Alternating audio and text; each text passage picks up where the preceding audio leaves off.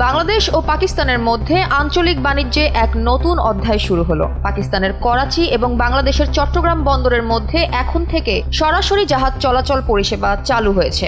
এই নতুন সেবা পণ্য সরবরাহের সময়কে কমিয়েছে 23 দিন থেকে মাত্র 10 দিনে এবং বাণিজ্যিক খরচও উল্লেখযোগ্যভাবে হ্রাস পেয়েছে। এ ব্যাপারে পাকিস্তানের পররাষ্ট্রমন্ত্রী ইসহাক দার বলেছেন, এটি শুধু লজিস্টিক দক্ষতা বাড়াবে না, বরং দুই দেশের মধ্যে বাণিজ্যকে আরও দ্রুত ও সহজ করবে। অপরদিকে বাংলাদেশ ইতিমধ্যে পাকিস্তানি রপ্তানির জন্য 100% পরিদর্শন বাধ্যবাধকতা তুলে নিয়েছে, যা 29 সেপ্টেম্বর 2024 থেকে কার্যকর করা হয়েছে। 10 বছরের যাত্রা তো কেবলই শুরু। একসাথে গ্রো করার এই জার্নি চলুক আগামীতেও। পাঠাও 10 years of growing with you।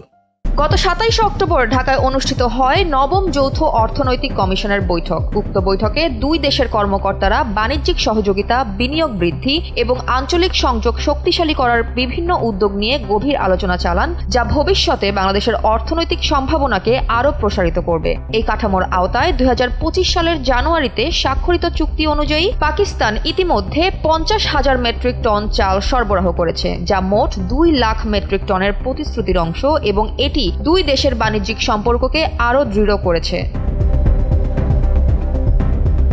এই কাঠামোর আওতায় 200-র বেশি পাকিস্তানি কোম্পানি অংশ নিয়েছে, যা বাংলাদেশের টেক্সটাইল ও উৎপাদন খাতে পাকিস্তানের সম্পৃক্ততা বাড়িয়েছে। এর ফলে শিপিং পরিষেবার পাশাপাশি দুই দেশ সরাসরি বিমান চলাচল শুরু করতে যাচ্ছে। ইতিমধ্যে 2টি পাকিস্তানি বেসরকারি বিমান সংস্থা ঢাকা করাচি রুটে ফ্লাইট চালু করার অনুমতিও পেয়েছে। ফ্লাইটের সময়সূচি চূড়ান্ত হলে ব্যবসা, বাণিজ্য, বিনিয়োগ এবং পর্যটনের নতুন সুযোগের সৃষ্টি হবে বলে ধারণা করা হচ্ছে।